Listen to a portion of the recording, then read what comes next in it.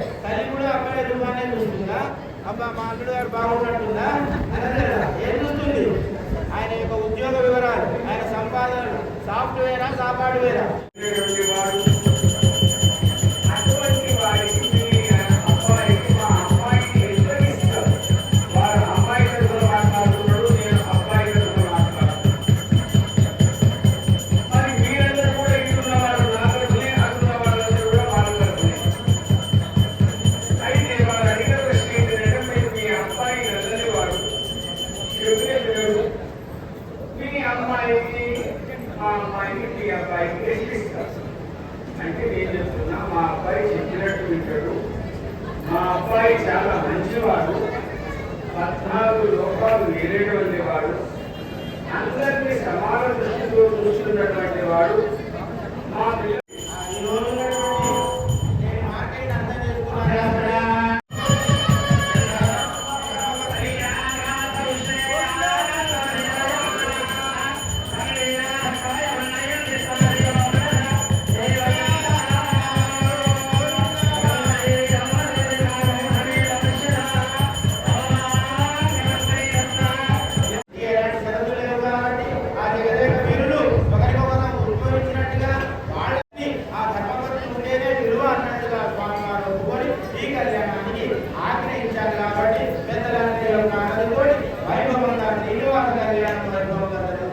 పిల్లవాడిని చేసుకోవడానికి మీరు ఒప్పుకున్నారు కనుక మీ అమృతమైనటువంటి మధుర అనుభూతితోటి ఒక కళ్యాణ ఘట్టానికి సంబంధించినటువంటి ఒక గాత్రాన్ని చేయమని కోరుతున్నాం. మా పిల్లగాడికి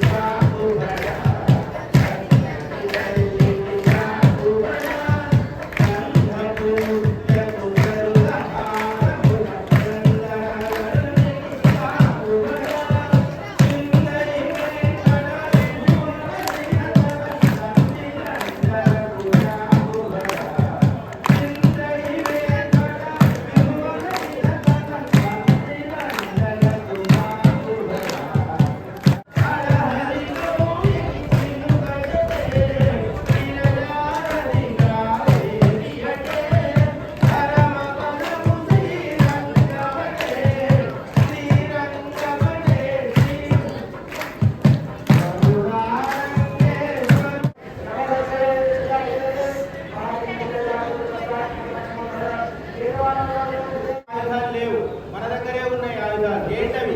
పచ్చని తలంబ్రాలు, పచ్చని వస్త్రాలు, పచ్చని మన గడపలు, పచ్చనైన మెడలు, పచ్చని బంగారం, పచ్చనైనటువంటి యొక్క కళ్యాణ ఘటికలు.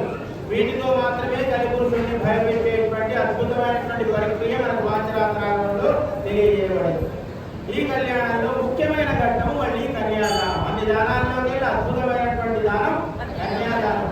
మనకు తీరనటువంటిది, మన కోరికలకు అందనటువంటిది కన్యాదానం. కన్యాదానం చేసిన వాళ్ళకు తెలుస్తుంది అందులో ఉన్న అద్భుతమైనటువంటిది. 18 వృత్తుల వాళ్ళను బతికించేది కన్యాదానం. అమ్మాయి పెళ్లి కోసం నెల రోజులుగా అనేక దుకాణాలు తిరిగి 18 వృత్తుల వాళ్ళను, చిన్న మట్టి పాత్రల దగ్గర నుంచి ముద్రల దేవాల దగ్గర నుంచి అతిపెద్ద వజ్రాల వ్యాపారి దాకా వాళ్ళ ఇళ్ళనే మనం వెళ్ళి వాళ్ళ షాపులకు వెళ్ళి వాళ్లకు లాభం ఇచ్చి అమ్మాయి మా అమ్మాయికి పెళ్లి చేస్తున్నామని చెప్పి ఈ లాభం రూపంలో అన్ని కొనుగోళ్లు చేసి నెల రోజులు మండలం వాడు కష్టపడి వాళ్ళందరికీ లాభాలు ఇస్తాం. ఆ తర్వాతనే అమ్మాయి అత్తవారింటికి వెళుతుంది. ఇంత అద్భుతమైనటువంటిది వైవాహిక ఘట్టం. ఏదో గంటలు మాకుకోవడమో బిస్కెట్లతో పెళ్లిళ్ళు కాదు, ఎవరికి లాభం లేని పెళ్లిళ్ళు కాదు మనవి. 18 వృత్తుల వాళ్ళను నెల రోజుల పాటు మాతో సహా యాక్నికులతో సహా అన్ని వృత్తుల వాళ్ళను బతికించేటువంటిదే కన్యాదానం. అందుకే మనం కన్యాదానం చేస్తున్నాం.